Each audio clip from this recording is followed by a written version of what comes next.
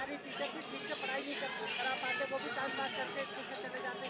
Privatisation करने से बच्चों को अच्छी शिक्षा मिलेगी, ऐसा भी कहना है। बिल्कुल, यही सरकार तर्क कह रही है और यही सरकार आप लोगों से, हमारे मुंह से भी कहलवाना चाह रही है कि भाई ये मान लो सरकारी तंत्र में सरकारी व्यवस्था एकदम लचर है, पंगु है और हम नहीं चला सकते। वो कह रहा है जिसके पास सबसे बड़ा संसाधन है, सरकार जो सबसे टैक्स लेती है, सबसे ताकतवर मशीनरी है, लोग उसके पास सबसे ज़्यादा हैं, वो आज हाथ खड़े कर रही है। वो कह रही है कि भाई हमारे पास इतना संसाधन होने के बाद भी हम नहीं कर पा रहे, लेकिन एक निजी मालिक कर देगा, एक निजी मालिक अंबानी हो या अदानी हो, वो चीज़ों को पूरा कर देगा। थोड़ा सा सोच के देखिए, क्या ये संभव हो सकता है? क्या ये कभी भी संभव है?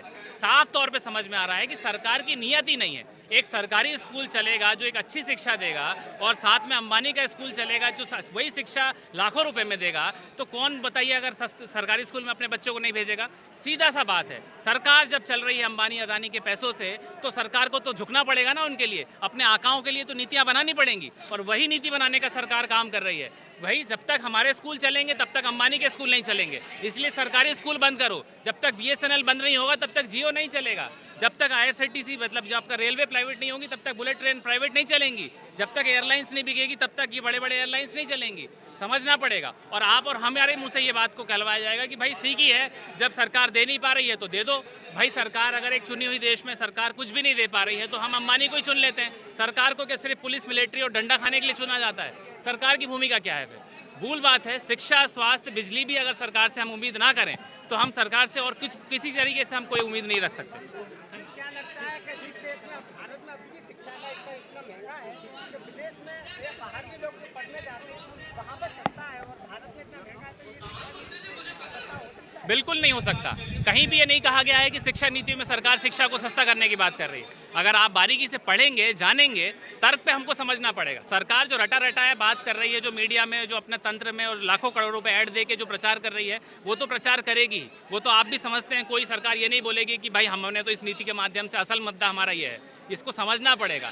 ये जो कहेगी वो मान लेना, तो फिर वही बात हो गई कि हम शिक्षित नहीं हैं आज भी, या हम तर्क पे नहीं समझते। सरकार कह देती है, हम मान लेते हैं। बहुत से लोग आपको आज भी कहते हुए मिलेंगे, अरे सरकार लाई है तो कुछ सोच समझ के ही लाई होगी। ये जो तर्क की बात करते हैं, इनके अंदर आप सोचते हैं तर्क, विवेक कुछ भी बचा हुआ है जो अपना बुद्धि नहीं लगा सकते सोचने के लिए? कहीं भी सरकार ने इस बात का डॉक्यूमेंट पे नहीं कहा है कि सरकार शिक्षा को सुलभ बना रही है। उल्टा इसको और भी महंगा बनाया जा रहा है। इसको आज पूरी तरीके से, जो थोड़ा बहुत भी इसका सार्वजनिक स्वरूप था, उसको खत्म करके इसको पूरी तरीके से पब्लिक एजुकेशन को खत्म किया जा रहा है। रणनीति यही है, लोगों के बीच में जाना पड़ेगा। हमें अपना प्रतिवाद आम जनता के साथ मिलकर सड़क पे ही करना पड़ेगा। कोई सत्ता में रह के, कोई संसदीय राजनीति से सीधे बदलाव में नहीं होती हैं। ये इतिहास कह चुका है, ये हम लोगों ने अपने अनुभव से सीखा है। इसीलिए लोगों के बीच में जा रहे हैं। ये जो हमारे कार्यकर्ता आप देख रहे हैं, हज़ारों की संख्या में जो आए हैं, ये देश भर से आए हुए हैं। आज समाज में, टीचरों के बीच में, स्कूलों में, कॉलेजों में, यूनिवर्सिटीज़ में लगातार हम लोग जा रहे हैं, लोगों से चर्चा कर रहे हैं और लोगों को इस नीति के बारे में बताते हुए एकजुट कर रहे हैं। और इसी प्रक्रिया में ये लड़ाई आगे बढ़ेगी, भले ही जितना भी समय लगे, लेकिन ये इसी तरीके से।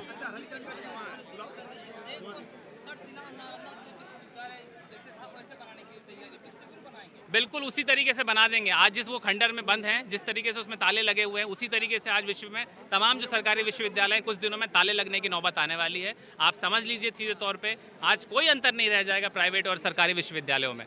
पूरी तरीके से सरकार ने विश्वविद्यालयों को कहा है कि आपको, अगर आपको कोई ग्रांट नहीं मिलेगा, आपको भी लोन लेना पड़ेगा एजुकेशन सिस्टम को चलाने के लिए। अब अगर लोन लेके सरकारी संस्थान भी चलेंगे तो कोई अंतर नहीं है। कोई आम जनता जो एक मार्जिनलाइज सेक्शन से आता है, जो गरीब तबके से आता है, उसके लिए मौका रहेगा कि भाई दिल्ली यूनिवर्सिटी, JNU, जामिया जैसे विश्वविद्यालय में पढ़ भी पाए। उसी को भी उतना ही पैसा देना पड़ेगा, उतना ही महंगा हो जाएगा। वही है गुजरात मॉडल की भी हालत आप देख लो, कोई सा भी मॉडल बोल लो आप, अगर जाके देखो गुजरात का मॉडल क्या है वहाँ ये गुजरात के हमारे साथी यहाँ हैं, आप लोग उनसे पूछिए, देखिएगा गुजरात में सबसे पहले सरकार क्या कर रही है।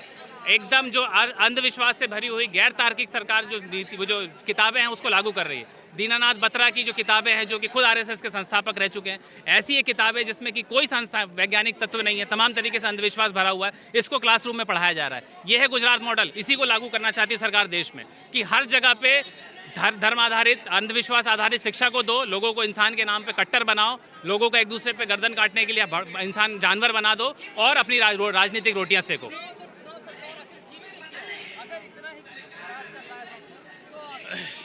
देखिए, चुनाव का जो गणित होता है ना, इसको आपको समझना पड़ेगा। आज भी अगर हम इस चीज़ को समझ के बैठे हैं कि हम सिर्फ लोकतंत्र का हमारे पास अधिकार है और हम ही सरकार को चुनते हैं और गिराते हैं, इस चीज़ के भ्रम जाल से हमको निकलना पड़ेगा। आज चुनाव जीतने के लिए सिर्फ वोट काफ़ी नहीं है, बहुत तरीके से चीज़ों को मैनिपुलेट किया जाता है, चीज़ों को बर्बाद किया जाता है।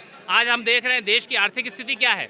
आज अगर आंकड़ा उठा के देखिएंगे 70% से ज़्यादा आबादी ऐसी है जो दिन में एक समय का खाना खा के सोती है। ऐसी आबादी को अगर ये पॉलिटिकल पार्टियां अगर 1000 रुपये दिन का देगी वोट देने के लिए, तो वो अपना ईमान नहीं बेचेंगे। इसको क्या आप ईमानदारी से वोट देना कहते हैं? एक एक शराब की बोतलों में आज एक एक वोट चला जाता है। दूसरा तो ईवीएम साथ दे ही रहा है। ईवीएम जैसी जो चीज़ें हैं जो सरकार खुद बना रही है, एक मशीन है, उसको मैनिपुलेट करना साफ तौर पर दिखा दिया गया। अभी चुनाव में भी आप लोगों ने देखा, सरकारें तमाम तरीके से इस प्रशासनिक तरीके से इन चीज़ों का फायदा उठा रही है।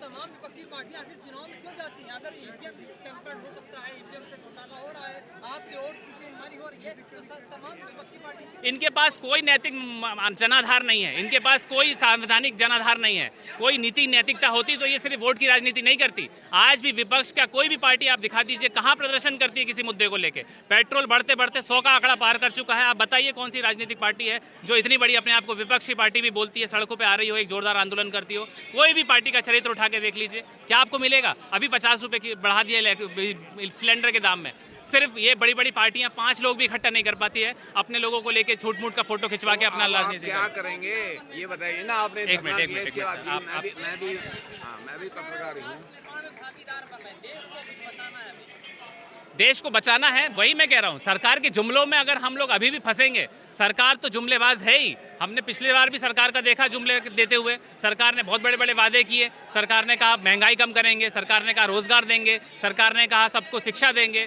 आज हम देख रहे हैं पिछले 2 टर्म से सरकार चल रही है, क्या स्थिति है। यहाँ हज़ारों संख्या में रोजगार के लिए लोग यहाँ पे सड़कों पे हैं। अभी यूपी बिहार में देखा आप लोगों ने, हर कहीं अखबार उठा के देखिए, चैनल उठा के देखिए, जहाँ आपको मिलेगा शिक्षित बेरोजगार अपनी मांग को लेकर सड़कों पे हैं। तो कहाँ विकास कर रहे हैं? किसका विकास की आप बात कर रहे हैं?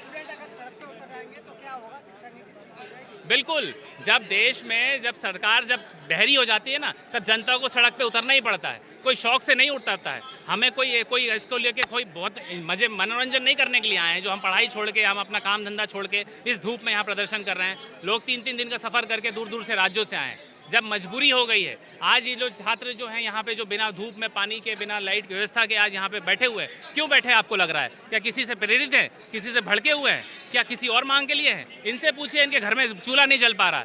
ये बच्चे जो आज अपना पूरा एग्ज़ाम देकर कोशिश कर रहे हैं अपनी आर्मी में भर्ती का, जो सरकार बार बार भर्तियाँ निकाल रही है और एक तो भर्तियों के नाम पे एक का भी रोज़गार नहीं ले रही है। यही हाल टीचरों का है, यही हाल हर एक क्षेत्र में।